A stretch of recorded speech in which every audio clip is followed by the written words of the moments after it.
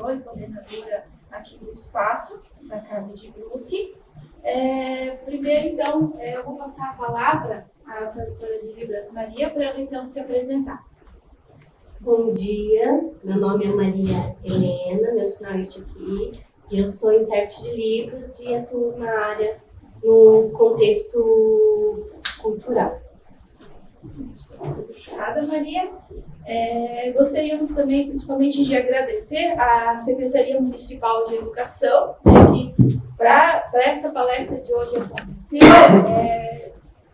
foi uma parceria, né? Entramos em contato com a Prefeitura, com a Secretaria Municipal de Educação, e então a gente está acontecendo isso na manhã de hoje. Essa palestra, que se chama Por Trás das Vitrines, os bastidores da montagem de uma exposição, ela é uma contrapartida do projeto do Museu Casa de Brusque na Lei de Incentivo à Cultura. Nos últimos tempos, principalmente a partir do ano de 2020, o nosso museu ele está se reestruturando. Quem conheceu o museu tempos atrás, né, que é o caso do Edu, a Regi, né, e outros, né, a própria André, o seu Carmelo, né, que conheceram o nosso espaço, ele está super diferente. Né?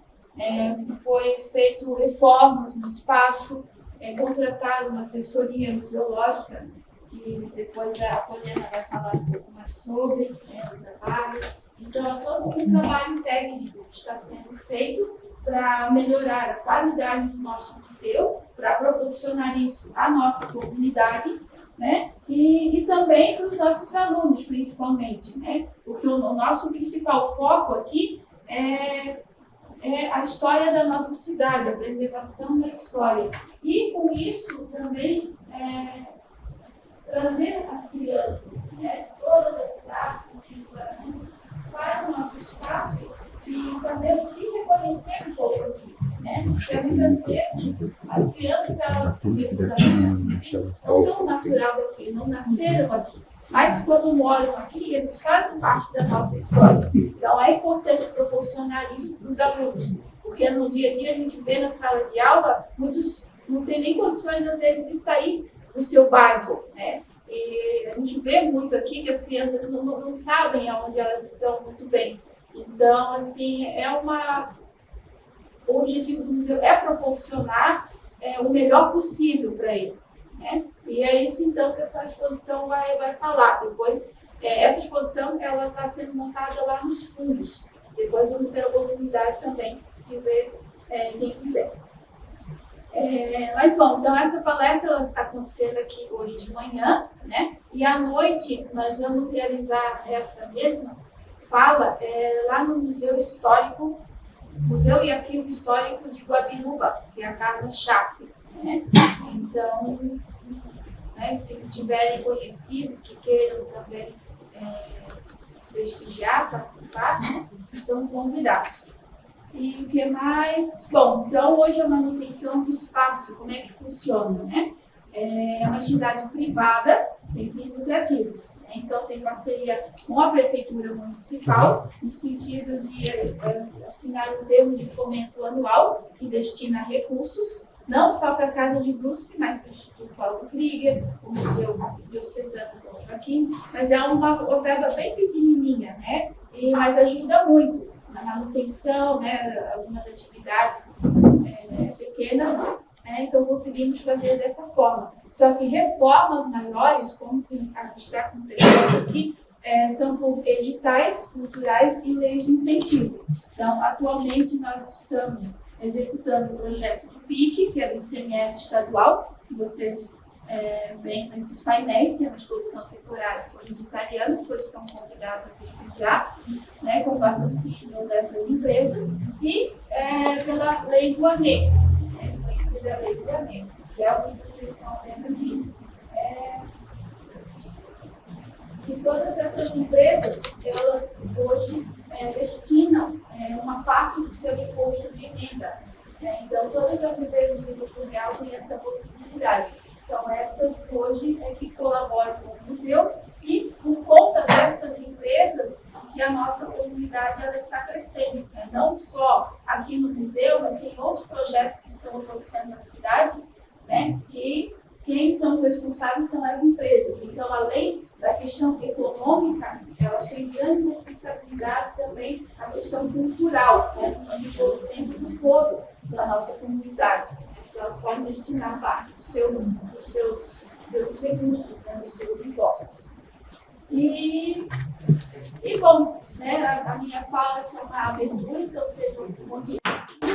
A Casa de Cruz está sempre aberta, sempre à disposição. Né? Atualmente estamos recebendo o 3º ano das visitas, mas assim, é só o contato do professor, queira trazer os alunos aqui, fiquem bem à vontade. Às vezes é um pouco difícil, né? Mas enfim, a gente está sempre à disposição dos professores, quem quiser. Né? Às vezes a escola no museu, né? Ou o museu na escola também. Né? Mas enfim, sejam bem-vindos. Agora eu passo para a Júlia dar continuidade. Então, bom dia, gente. Meu nome é Júlia Francine Ricardo. Eu sou historiadora e pesquisadora aqui do Museu Casa de Brusque. Então, para falar sobre a exposição, a gente vai falar bem rapidinho do que é museu. E a gente tem aqui a definição do ICOM, que é o Conselho Internacional de Museus. Então, o museu é uma instituição permanente, sem fins lucrativos e a serviço da sociedade, que pesquisa, coleciona, conserva, interpreta e expõe o patrimônio material e imaterial. Então, os museus eles são abertos ao público, acessíveis e inclusivos, né? Porque a acessibilidade ela é muito importante também dentro do museu. Os museus eles fomentam a diversidade e a sustentabilidade. Com a participação das comunidades, os museus funcionam e comunicam de forma ética e profissional. Então, dentro do museu tem muitos profissionais, tem espaço para muitos profissionais, proporcionando experiências diversas para a educação, fruição, reflexão e partilha de conhecimento. Então, a gente costuma dizer que nem tudo que tem placa de museu é realmente um museu, porque o museu envolve muitas coisas.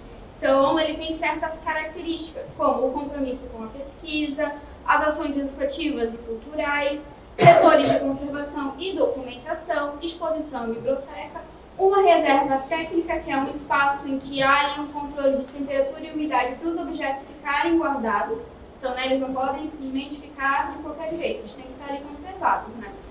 Para eles durarem mais, para as próximas gerações conseguirem ter acesso a eles também.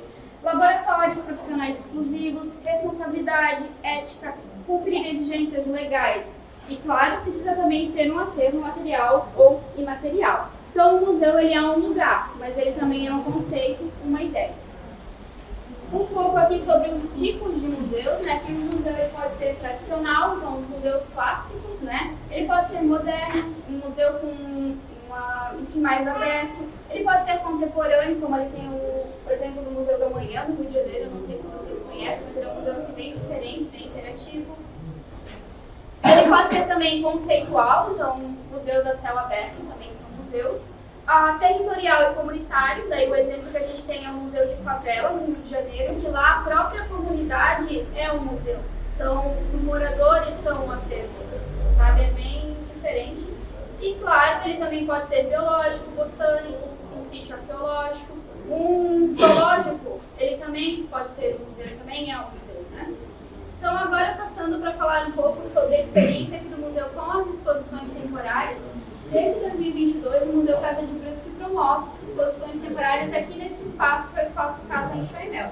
Então, sempre é uma exposição com um tema diferente. Geralmente, elas ficam cerca de 6 meses, ou um pouco mais, um pouco menos, uma média de 2 por ano.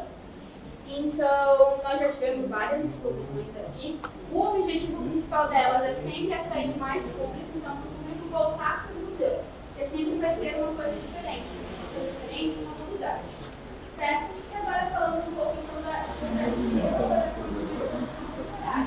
Tudo começa com a escolha do método, obviamente, né? Então, assim, a gente procura sempre trabalhar com datas fechadas, datas construtivas, por exemplo, aqui são 150 anos da direção do ano, então, é uma data fechada. E claro, ele precisa conversar com a história de Brusque, conversar com a sede que a gente tem na instituição. Certo? Depois desse tema, depois de ele ser escolhido, ele passa por uma aprovação da diretoria da Sociedade de Brusque, que é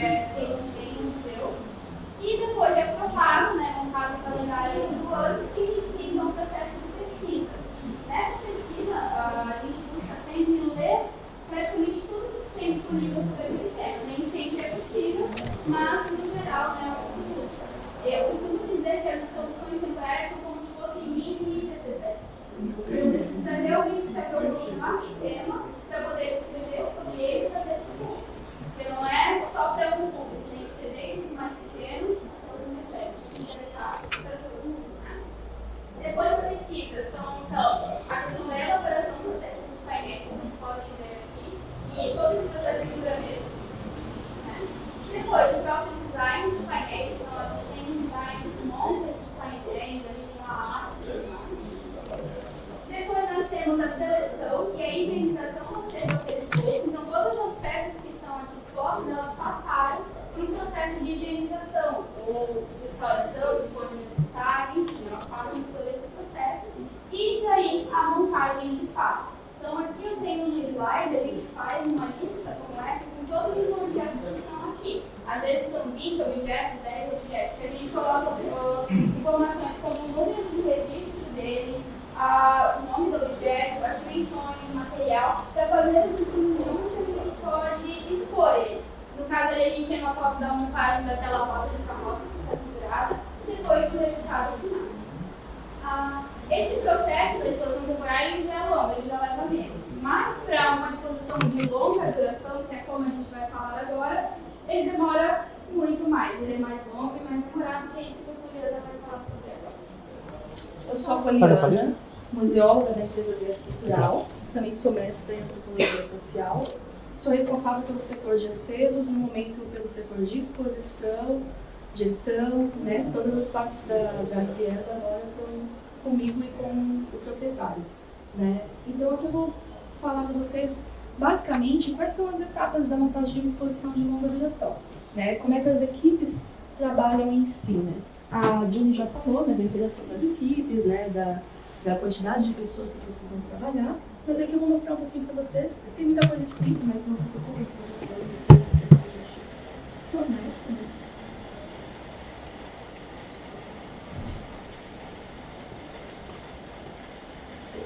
A primeira pergunta que eu tenho para vocês é uma pergunta retórica, tudo que está exposto é uma exposição? Tudo que a gente vê ao alcance do nosso olhar é o que está exposto. Mas nem tudo se denomina exposição, né? Para ela ser uma exposição, ela precisa, primeiro, ser reconhecida pelos preceitos da museologia, né? Então, se ela não é reconhecida pelos termos, preceitos e conceitos da museologia, ela não é uma exposição, né? Ela precisa ter intenção, pesquisa, técnica, profissionalismo, ética, equipe diversificada, precisa ter responsabilidade com as pessoas para as quais a gente está falando e das quais a gente está falando, né, e com todo o processo envolvido. E aí, eu trago aqui para vocês, são duas formas de expor, duas coisas bem diferentes. Aqui a gente tem um supermercado e tem um museu, de fato, né, para explicar um pouco sobre a ideia de intenção, né? Essas duas exposições que a gente fala, elas têm intenção, têm conceito, têm expressão, têm profissionalismo. Em que sentido? No sentido comercial do mercado, nós temos o marketing. A pessoa que pensa toda a exposição dos objetos na prateleira também faz o mesmo trabalho que a gente. Tem a intenção de mostrar, de conquistar o público, precificar, né? Então tem um trabalho por trás disso. Por que ela não é considerada uma exposição no Brasil, né? Por que ela não poderia ser considerado um museu dentro do mercado? Existem. Mas por que não? Porque é um espaço comercial. A legislação no Brasil, ela diz que todo museu ele tem a obrigatoriedade de trabalhar o sociocultural. Então, nós não podemos ser um espaço comercial.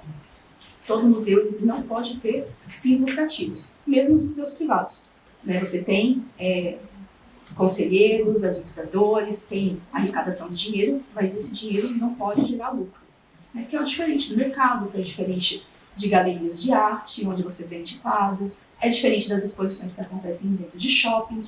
Não sei se vocês estão sabendo, mas tem uma exposição novamente, né, no Beira-Mar Shopping Florianópolis, que já acontece depois de 10 anos, que foi trazer a exposição de corpos humanos. Corpos humanos, né, cortados, enfim, né? É uma exposição muito interessante, mas é uma exposição que nesse sentido ela gera lucro. Né? É uma exposição internacional, então ela não está regida pela nossa legislação. Né? Então o shopping faz uma cobrança dessa exposição, no momento custa R$100 para entrar, ela é bem salgado o valor, né?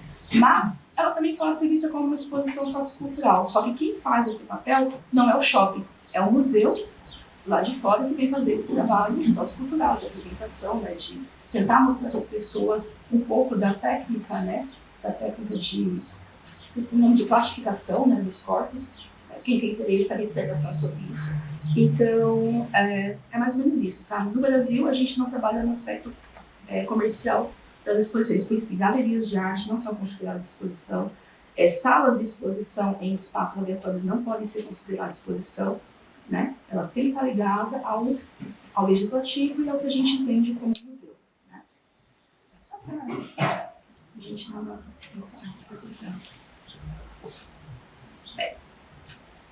como é que são as nossas divisões? Né? Só deixa eu arrumar o microfone um pouquinho. Obrigado. Uhum. Para a gente poder fazer uma exposição, a gente vai dividir isso em vários membros, vários profissionais e vários setores. E o que a gente entende como montagem de exposição? A gente vai entender ela desde que ela nasce lá com a intenção do tema, até a pós-montagem dela e a desmontagem. As exposições temporárias, né, você tem a desmontagem em seguida, depois de uns meses, mas as exposições de longa duração, elas não têm uma desmontagem. Ela tem um processo de retroalimentação ao passar dos anos. Então, você para ali no pós-montagem, que são os feedbacks, né? Então, aqui eu dividi em algumas partes, né? As partes que eu gosto de trabalhar com a exposição. Então, nós temos equipes de gestão, criação, planejamento, desenvolvimento da pré-montagem, a montagem, que é a execução, que é o momento que nós estamos agora no museu, e depois vem a abertura e a pós-montagem, que é onde a gente tem os follow-ups, feedbacks, onde as equipes se reúnem, né, para poder conversar. Aqui eu só coloquei basicamente o que cada uma faz, né, para a gente entender por cores ali, né. Por exemplo, a parte de gestão, que aqui a Luciana e o pessoal do administrativo, o pessoal da diretoria, né, eles vão trabalhar com a questão de contratos, compras, empréstimos, parcerias, patrocínios, né, aprovação, tudo que é feito é aprovado pela gestão, né. O educativo está junto ali, porque ele vai trabalhar as questões de agendamento, né, de vocês, assim, né, que são agendados pela parte do educativo. Então, ele trabalha ali nessa parte de logística. Depois a gente tem a questão da definição do conceito, como a Júlia já falou, né, que aí são os temas e a justificativa da exposição, a área de pesquisa, que é o que leva alguns anos. Eu acho que essa exposição está sendo pensada desde 2021, mais ou menos, né? 21, 22, porque quando eu cheguei na empresa ela já estava sendo falada. E aí também tem que ser pensado nessa área da pesquisa, a que público ela está direcionada, ou quais públicos elas estão direcionadas, né? O apoio, né? Nenhum objeto é escolhido para uma exposição sem o apoio da pesquisa, é ela quem direciona o que vai ser exposto, não é ela quem escolhe, mas é ela quem direciona, né, o que pode ser exposto a partir dos temas. Depois disso a gente tem a parte da expografia, que é a parte que vocês podem ver aqui, né? Que é como a gente expõe os objetos, a construção do mobiliário, né? O desenho do mobiliário, né? A seleção das imagens. Quem faz a seleção das imagens da exposição é quem faz a pesquisa, né? Porque você ali alinha o texto e as imagens, né? E aí temos a parte do acervo, que ele entra justamente nessa parte da expografia, né? A gente faz a expografia e faz o acervo ao mesmo tempo, a seleção de acervos. E aí o design, ele vai pegar essa nossa junção e vai tentar elaborar uma arte com base no que a gente passa para ele, né? No que a gente entende como o que a gente quer na nossa exposição, nas nossas cores, né? E aí aqui a gente tem serviços, né, de execução, que também fazem parte da montagem da exposição, e a pós-montagem, que aí são as reuniões, né, a devolução que a gente faz para a sociedade em forma de relatório, de divulgação, de marketing, né, das exposições. Isso aqui também é uma parte de devolução, né, do trabalho. Aqui eu voltei mais explicar.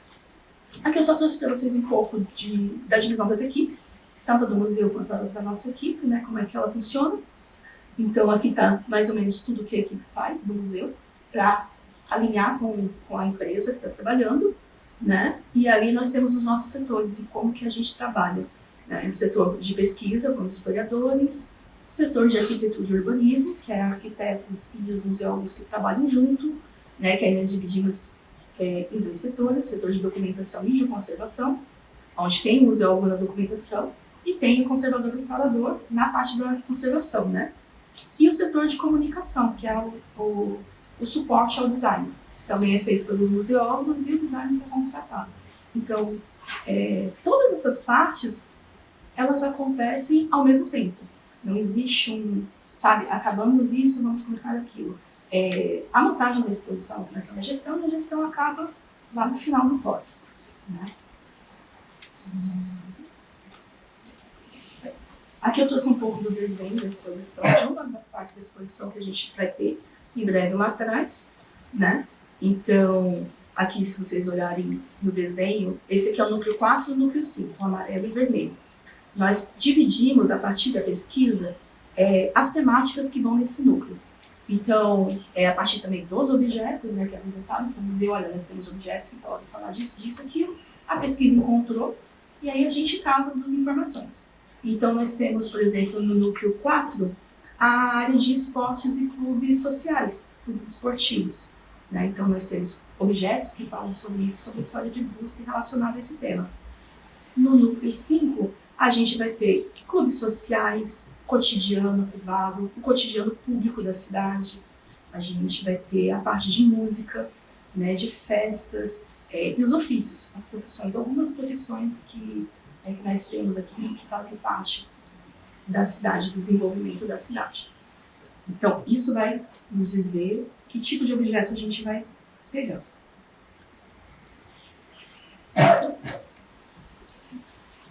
Projeto, na parte arquitetônica. Ali a planta, da parte de trás do museu, né, onde vocês estão vendo ali, a parte de baixo está com as cores, né, a parte amarela ali são as partes privadas do escritório, reserva técnica, laboratório, né, a entrada, a parte em vermelho é onde a exposição está acontecendo, e a parte de trás foi a parte que foi reformada há pouco tempo e a gente conseguiu fazer a biblioteca do museu, né. E aqui do lado a gente tem a foto de uma das exposições que a gente fez ano passado, agora, lá em Nova Veneza. Quem quiser conhecer também é o Museu das Beneditinas, Museu da Benedictine, né? Fica dentro do espaço onde elas moram, muito interessante. E é basicamente isso, sabe, o projeto. A gente vai desenhar o que a gente vai apresentar.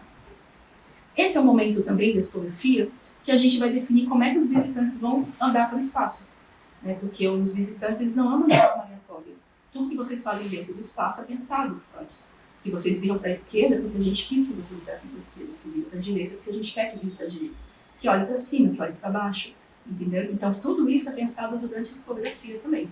Desenho aqui, né? A gente mudou um pouquinho, mas é mais ou menos isso, né? Então, a gente tem a definição de layouts, material de mobiliário, cores. Ali tem o material e as cores, que vão ser as cores básicas da exposição, que é o grafite. Nós temos o circuito, né, a parte de segurança também, de como é que as pessoas vão andar nesse espaço de forma segura, a escolha do acervo. Essa é uma das partes que eu trabalho mais diretamente, né? E essa escolha é de forma colaborativa entre a instituição, entre a pesquisa e entre a empresa, né? Ela vai ser baseada na narrativa, né, do que a gente precisa. Depois disso, a gente vai começar a pegar esses objetos. Faz uma grande lista de objetos, e eles vão passar primeiro pela avaliação do museólogo, dos historiadores, para ver se combina, e depois pelo do conservador. Se qualquer desses objetos que passarem pelo conservador não for aprovado, ele sai da exposição, né? Porque aí a gente, primeiro, pensa na segurança do objeto e depois a gente pensa na historiografia, né? Se ele for aprovado, ele continua e a gente dá um encaminhamento. Essa é uma fase também que a gente pede para que a instituição ela coloque quais são os objetos que elas têm mais apreço e que elas gostariam muito que fizesse parte da exposição. Então, é como se fosse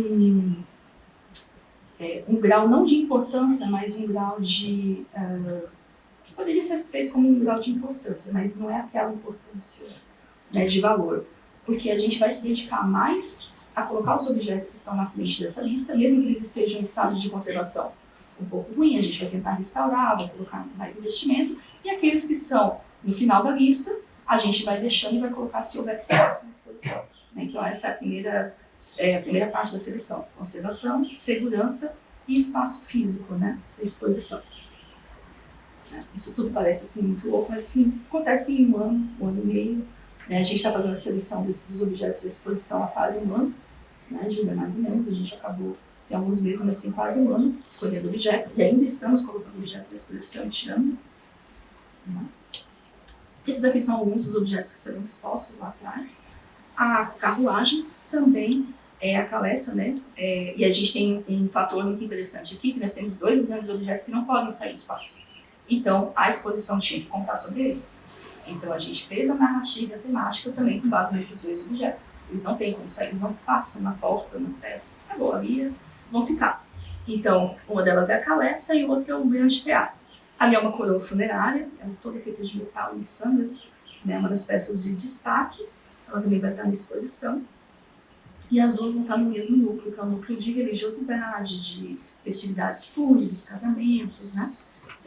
Questões de rituais, né?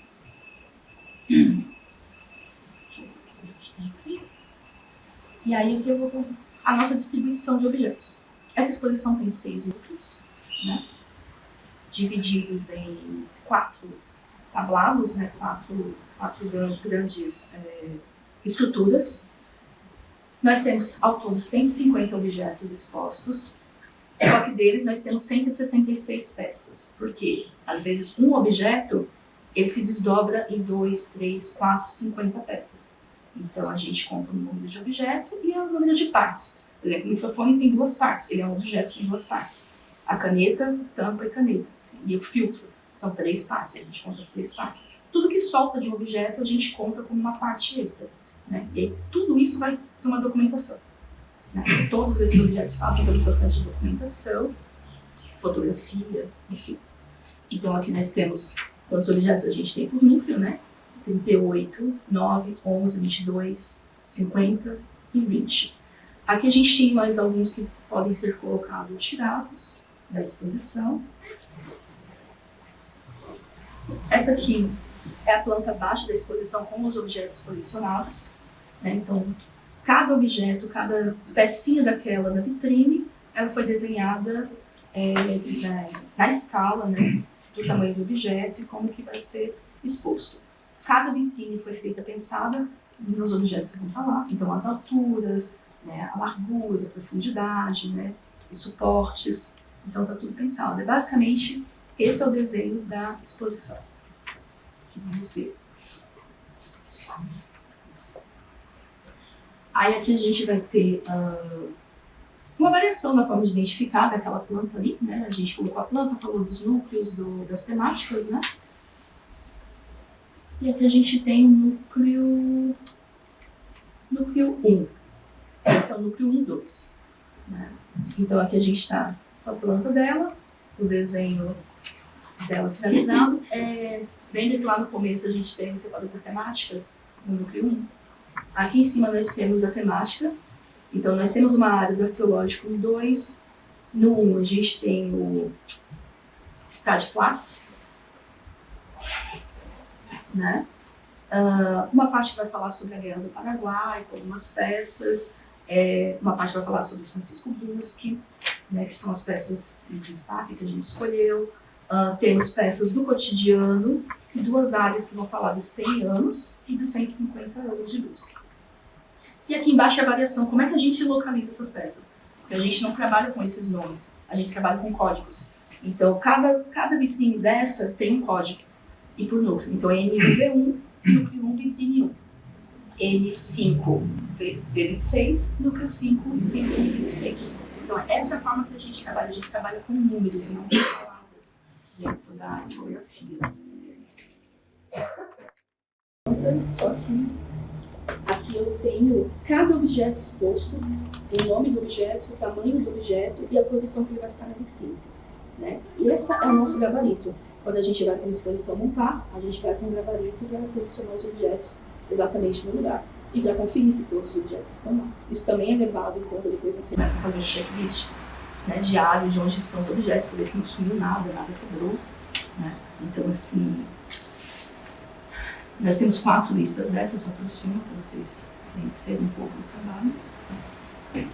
E aí, depois disso, a gente passa, depois da seleção de acervo, a gente passa para a produção de suportes e compra de suportes, que são as peças que vão segurar o acervo. Por exemplo, aqui tem as peças em pé, essa peça aqui é um suporte parado, né, são peças que foram produzidas. Então, cada peça tem um suporte. Nós trabalhamos geralmente com acrílico, né, porque é mais limpo, é mais clean. A gente quer o objeto em destaque, então eu gosto de trabalhar com acrílico. Aqui eu tenho um suporte do disco que vai ser exposto. E aqui é acho que é lá da família do seu Krieger, esse disco aqui que vai ser exposto. Então a gente tem o suporte, o disco e a posição onde ele vai ficar dentro da vitrine, né? Então a gente tem as peças que vão acompanhar e o local onde ele vai ficar. A compra de suportes, por tamanho. Quando a gente não acha o suporte ideal, o que a gente faz? Eu e o João a gente produz. Então a gente compra peças e a gente faz. Ele está lá atrás, inclusive, fazendo umas peças, né? Eu falo, olha, eu preciso disso, eu gosto assim, eu quero desse jeito. Como que a gente faz? E aí a gente trabalha junto, eu desenho, a arquiteta faz nos moldes que precisa, né, acertar. E aí ele produz para mim, eu produzo também, e a gente vai trabalhando em parceria, né? Então tem muitos dos suportes que vão ver lá dentro foram produzidos pela própria empresa. Aqui é um dos objetos que foram dos objetos mais difíceis da exposição que eu trouxe para vocês, que era um objeto que eu gostaria muito de expor, você não sabe, né, do desejo de expor essa peça. E aí nós não conseguimos encontrar suporte no Brasil para ela, né? Não havia forma de encontrar, então foi o que a gente fez. Eu fiz o desenho do suporte, as medidas, e aí a gente pediu para uma empresa produzir, né? Então a empresa produziu, trouxe as peças e agora a gente está montando para fazer um encaixe, que são 2 gargadas de um cervo. E aí não era possível fazer uma compra de um suporte existente, porque quando a gente vai colocar a galhada cruzada, a gravidade pode fazer com que ela desça. Então precisava que os suportes fossem sob medida para ela, né? Então aqui é um pouco do trabalho do desenho das medidas. Para a gente conseguir fazer o suporte dessa galhada, essa galhada foi medida cerca de 4 vezes, em vários momentos diferentes, para a gente acertar o tamanho, para, sabe, não ter nenhum tipo de falha na hora de ocorrer a exposição. E deu certo. Ela conseguiu ficar em pé, que era o propósito, né? Depois que são escolhidas as peças da exposição, a gente vai para a higienização, que é coordenada pela conservadora e restauradora. Aqui a gente tem algumas fotos de algumas das peças que serão expostas, né? Tem um jarro, um pilão e uma bandeira, né? Então, todos esses objetos eles passam por processo de documentação. São medidos, em alguns casos são pesados, são fotografados, cada peça é fotografada, no mínimo 6 fotos por peça, né? Frente, costas, em cima, embaixo, se ela tiver vários lados delas vão ser fotografados. Todo esse material vai para a ficha do objeto. Então nós temos nome, identificação, cor, estado de conservação, o que foi feito na higienização, quais os produtos que foram usados, dia que foi feito, tempo que foi levado para fazer a higienização de peça. A calessa está há quanto tempo na higienização, mais ou menos? Tem meses, né? Então aquela grande carruagem ela já tem alguns meses que está sendo higienizada. Ela vai ser provavelmente a última peça a terminar na exposição, porque ela é muito grande, né? Então nós temos tudo isso documentado, fotografado. Isso faz parte de um dossiê do objeto. Lá na frente a gente vai saber se o objeto tiver uma rachadura, se for uma perca de tinta, se ele mudar a cor, a gente vai saber o que aconteceu com ele, né? E aqui o trabalho é feito pelas estagiárias dos museus, elas estão ali atrás, né? Trabalho muito bem feito, por sinal, né? E aqui mais um pouquinho do trabalho delas, né? E aqui o que a gente tem é a questão da segurança, né? Além da higienização, expografia, documentação, a gente precisa pensar em segurança em 2 sentidos. Segurança contra vandalismo, roubo, pessoas, ambiente, mas também a segurança com relação à temperatura, à umidade, né? Ao espaço. Então aqui, durante o processo de exposição posterior, esses objetos vão ser vistoriados, né? Então nós temos períodos de vistoria diferentes para cada tipo de objeto. Por exemplo, a madeira, ela precisa ter mais vistoria, mais cuidado, no período depois do inverno, até o verão, que é o período que nós temos o nosso cupim, né? O cupim, ele faz o voo, então é o período que a gente tem que ter mais vistoria para poder garantir a segurança dela, mais do que o do metal. E os tecidos, em outro momento, antes do inverno. Então a gente tem um período que os tecidos vão ter que ter mais cuidado. Na verdade, os tecidos, em todo o período, ele tem que ser bem pensado por causa da iluminação. Então vai ser muito provavelmente, durante a exposição, ao longo dos anos, os tecidos serão trocados, serão as peças que mais serão trocadas por causa da luz. Quanto mais luz a gente recebe no objeto, menos cor ele tem, né? Então a gente tem que tomar esse cuidado. Ali a gente está vendo as meninas fazendo preparação para enxerto, né, para poder fazer o primeiro passo de conservação da cítara, né? Da cítara ali, que é uma das peças que vão para exposição. Uma foto delas do pessoal fazendo a higienização da caleça, né, antes da montagem. Então, são dias e dias a fim fazendo, né. Isso é um pouco dessas fotos, é um pouco do que vai fazer parte desse dossiê, futuramente. E aqui eu trouxe para vocês um exemplo do que a gente faz na conservação com os objetos em pior estado, né? Que é o mapa de danos. Aí isso é feito pela conservadora e restauradora, né? Ela vai fazer, a gente faz o escaneamento da peça ou o desenho da peça, e ela vai fazer a marcação de danos desse objeto. Aí a gente vê, tem a cor verde e a cor rosa, só tem um ponto rosa ali, né? Que é uma parte que quebrou da imagem da santa. Então a gente tem que marcar que já está quebrado. E o restante ali é perda de camada pictórica, perda da camada de tinta. Pode ser superficial, mais profunda. Por que a gente faz essa marcação? Essa era uma das peças de destaque que a instituição queria muito que fosse exposta, porque é uma santa que veio da Itália, né? Então para as freiras era muito importante. Então ela precisava ser exposta.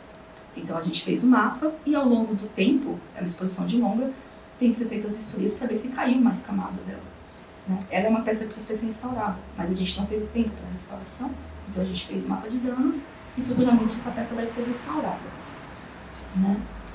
E aí, qual é a nossa intenção, né, com isso? É impossível para a gente manter um objeto no mesmo estado de conservação o resto da vida. Isso não existe. Enquanto a gente fala, ele está morrendo, né? O que a gente entende por morrer? O oxigênio está matando, os micro-organismos dentro dele, né? A umidade. Então, a nossa intenção não é paralisar isso, mas é diminuir, né, a velocidade. Então, se uma peça poderia durar 10 anos, a gente vai tentar fazer com que ela dure 50, entendeu? Para que outras gerações possam ver esses objetos. Então, a nossa ideia, enquanto a gente está conversando aqui, a madeira está morrendo, né? A luz, o contato da mão. Então, por isso que a gente sempre pede que ou não fotografe, ou fotografe sem flash nas exposições, não toque, né? E tem duas vertentes do não tocar. Não tocar para não contaminar o objeto e degradar, e para que a gente não se contamine, né? Porque esses objetos recebem produtos químicos fortes, né? Eles podem deixar as pessoas cegas, perda de membros, perda de cabelo, né? Existe uma história bem conhecida na museologia de um estagiário que resolveu colocar um cocar indígena na cabeça. Ele teve um fungo terrível, né? Teve que fazer tratamento durante anos e perdeu o cabelo, porque não se deu conta que ali a gente tinha formol, tinha micro-organismos que estavam lá há mais de 100 anos. Né? Então, é bem séria essa questão do tocar no objeto, né? Às vezes as pessoas acham que é só uma frescura do museu, uma firula, mas na verdade também é proteção à pessoa que está ali, né? A saúde da pessoa. Aqui a gente trouxe as cores da exposição, que foi feita pelo designer, né? Depois que a gente pensa nisso tudo, são feitas reuniões com o designer, e aí tudo que a gente pensa, o que a gente entende pela exposição, como a gente gostaria de ver, a gente passa para ele e ele vai criar alguma coisa. E aí, a partir dessa criação, a instituição vai aprovando, vai mudando, olha, não gostamos disso, queremos um pouco mais. né? E no final dessas conversas, aqui a gente chegou nas cores da exposição, né? Então, quando vocês forem ver a exposição pronta, cada núcleo vai ter uma cor. E vocês vão conseguir identificar a separação dos núcleos pela cor. Tanto os objetos expostos como os textos, né? Para ficar mais fluido. Então, essa é a paleta que também combina com a paleta dos objetos que estão expostos. Né? É muito interessante o trabalho do Paulo, indico. Né? E depois a gente tem, de fato, a parte da montagem, né? E aí nós temos sempre que pensar que a montagem também é feita por pessoas que não fazem parte nem da equipe da empresa, nem da instituição. Nós temos marceneiros, eletricista, pessoal da limpeza, nós temos jardim, climatização, elétrica, encanamento. Isso tudo ele tem que ser contabilizado dentro do processo de montagem, não como parte da reforma do museu. Porque se essas obras acontecem para que a exposição abra, então ela é montagem. Então essas pessoas também fazem parte da equipe da montagem. Né? Então a gente não pode esquecer que se trocar uma tomada que seja para a exposição, essa é parte da montagem. Ela pode ser feita 3 anos antes, lá quando, vamos falar da exposição tal, a gente precisa de uma tomada. 5 anos depois a exposição abre, 5 anos antes a exposição começou a ser montada. Né? Então, a gente tem que levar isso em consideração também. Aqui a gente tem algumas fotos que eu trouxe da outra exposição, lá das Beneditinas, né? Ali a parte dos suportes, né? O suporte de acrílico foi produzido pela gente, algumas peças são compradas.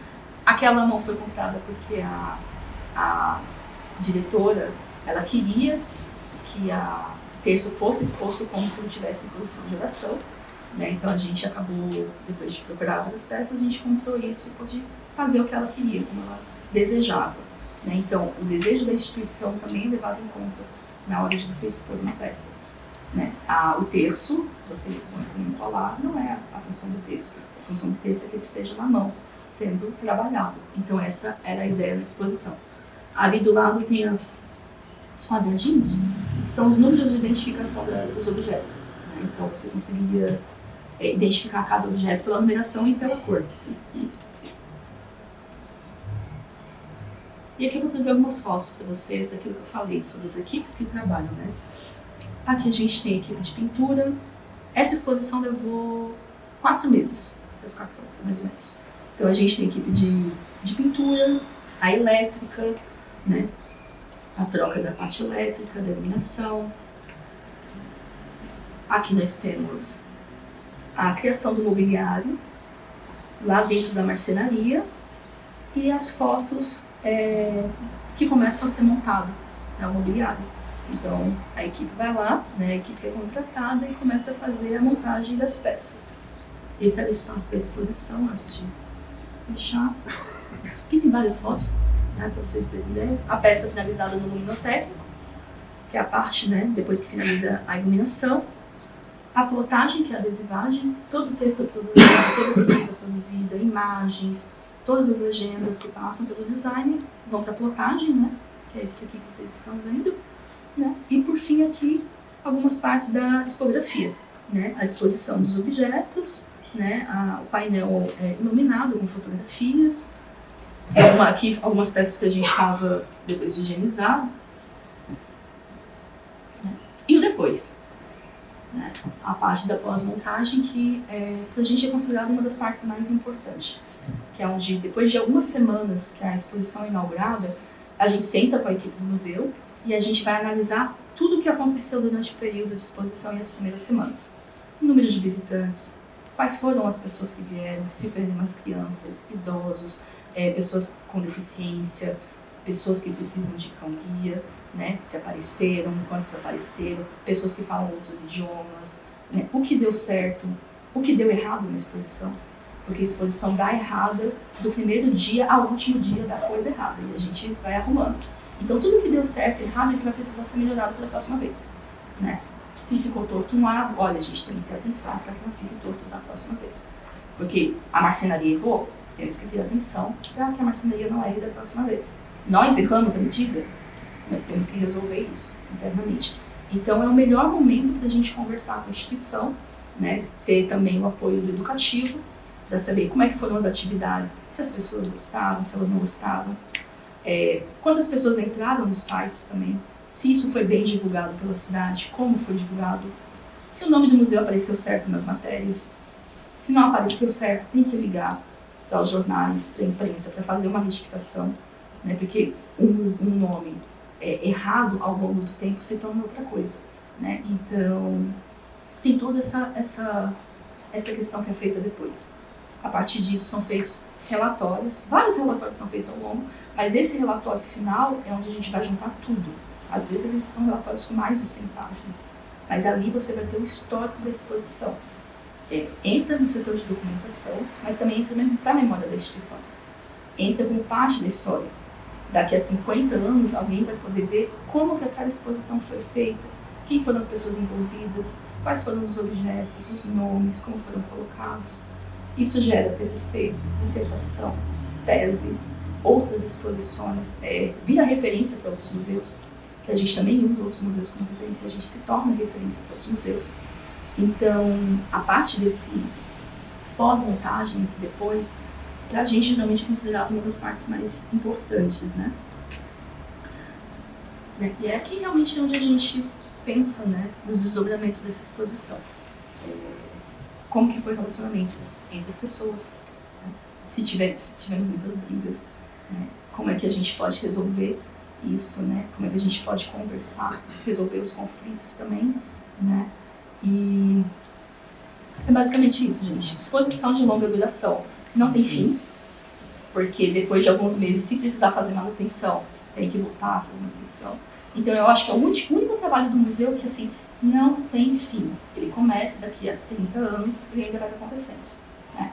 Daqui a 5 anos vocês vão voltar, às vezes vocês não vão perceber que a exposição mudou, mas ela vai ter mudado em vários pontos. Troca de objetos, troca de texto, narrativa, discurso, né? Às vezes posicionamento da instituição tem alguma mudança, então isso é acrescentado. Cores, disposição, muda os objetos. Então às vezes a pessoa fala, nossa, há 20 anos a exposição ela não mudou nada.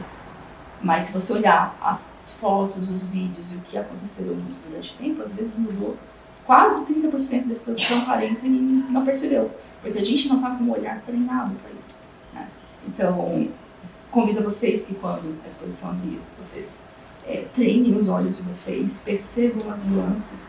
E cada vez que vocês percebem, né, alunos, equipe, amigos, vocês vão conseguir ver as mudanças, até mesmo na fala do educativo, porque é um treinamento constante, né? Então, esse é o convite que a gente faz, é um pouquinho do que a gente trabalha, né? Luciana, e como comentasse que o terceiro ano tem uma dinâmica para vir aqui, né? Sim. Acho que a maioria que está aqui é dos anos finais. Vocês têm algum contato com a Secretaria de Educação para que as turmas dos maiores venham para cá? Então, nós estamos sempre abertos a agendamento, né? O terceiro ano vem por conta do convênio e a própria secretaria é que indica as turmas que virão, né? Por conta disso.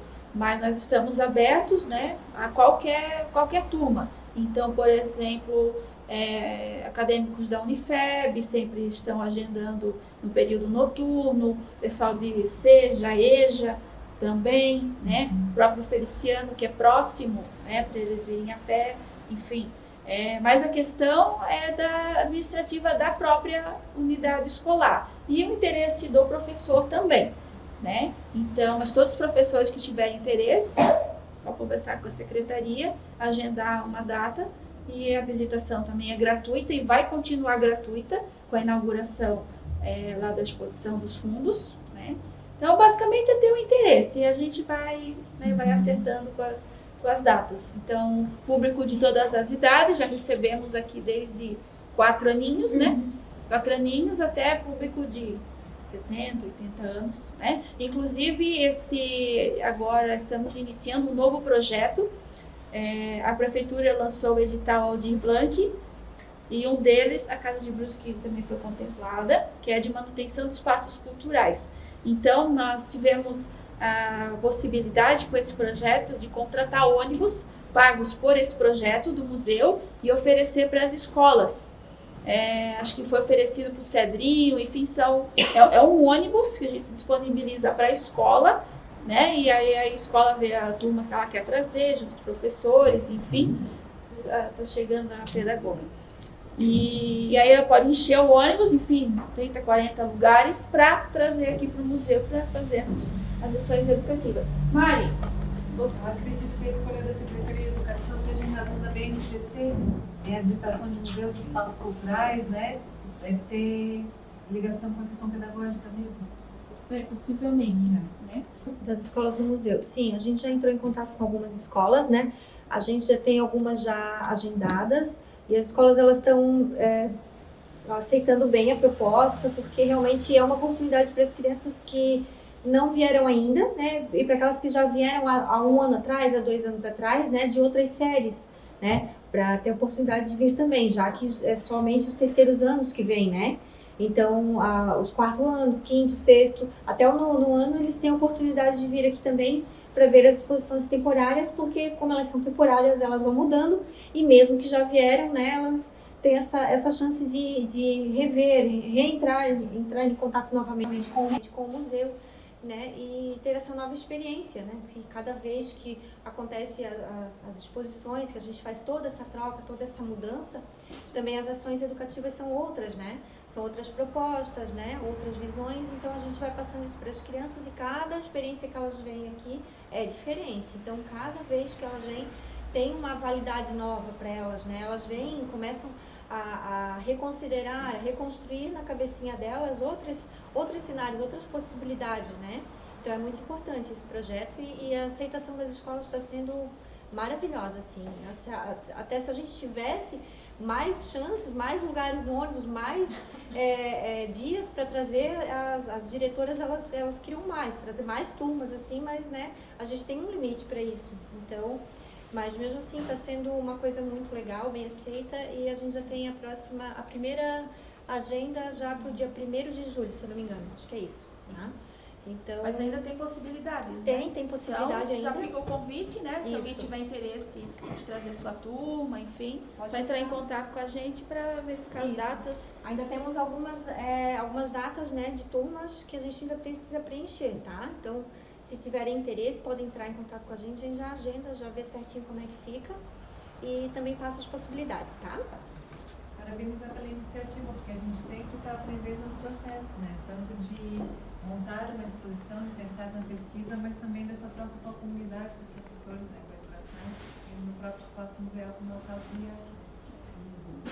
Sim. Acho que no caso, quando vocês fazem essa visita, ela é só para a exposição do momento ou para o arquivo? Como é que funciona? Porque no ano passado eu até pedi para visitar o arquivo de vocês, e aí eu tinha feito um projeto para a escola para vir, mas acabou que a prefeitura não tinha transporte, não fomos. Desculpa. Então eu queria saber assim, como é que funciona? Tipo, é só para a exposição ou a gente pode marcar para vocês separarem alguma coisa para a gente trabalhar com jornais, por exemplo, no 9º ano? Sim, quando quiserem algo específico, estiverem trabalhando em sala de aula, né, com algum assunto específico, conversar com a gente, que a gente vai organizando. Os documentos que temos aqui são todos originais, né? Então tem todo um protocolo para estar acessando esses documentos, essas fotografias. Eu acho que foi você, acho que entrou em... Tu lembra com quem tu falou outra vez? Não. Tá. Mas enfim, então dependendo assim da quantidade de pessoas, né? Algumas possivelmente vão conseguir manusear, mas assim, observar todo o grupo. Só a questão do manuseio mesmo é que precisa ter bastante cuidado, né? Mas também, se for o caso, a gente já teve apresentações e slides de documentos, né? Então, depende do professor, né? O que ele estiver trabalhando em sala, a gente organiza e possibilita essa vivência aqui no museu. Dá para personalizar a visita também para o que você quer, né? Qual é o seu interesse. Já fizemos oficina de conservação fotográfica também, um projeto no ano passado, né? E sempre estamos com algumas possibilidades assim de troca de experiências, né? Como essa, enfim.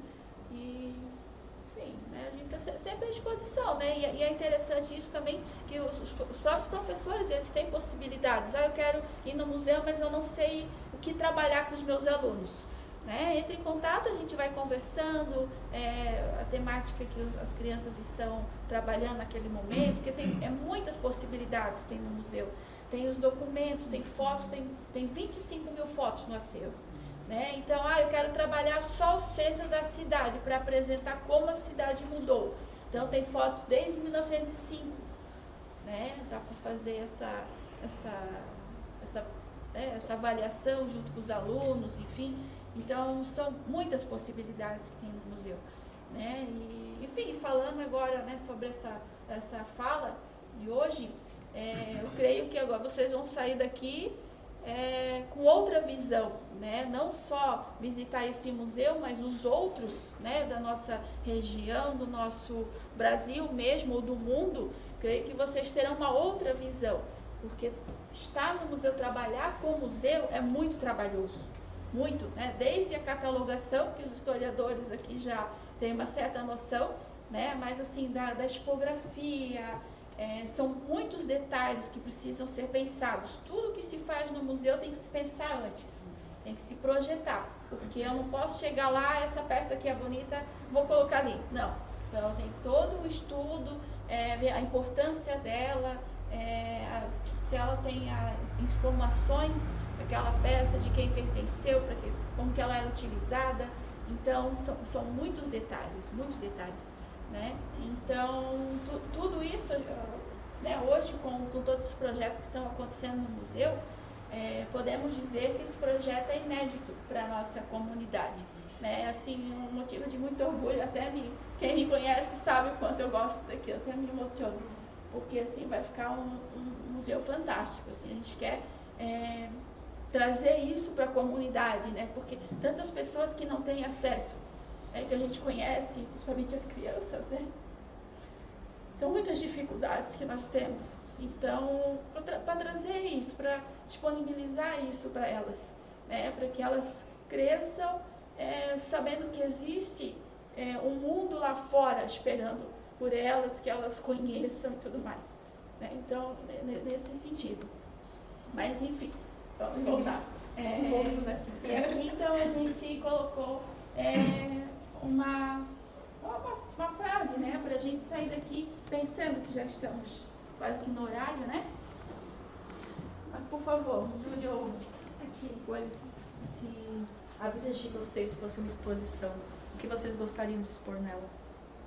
O que vocês escolheriam preservar, o que vocês escolheriam mostrar para contar a história de vocês?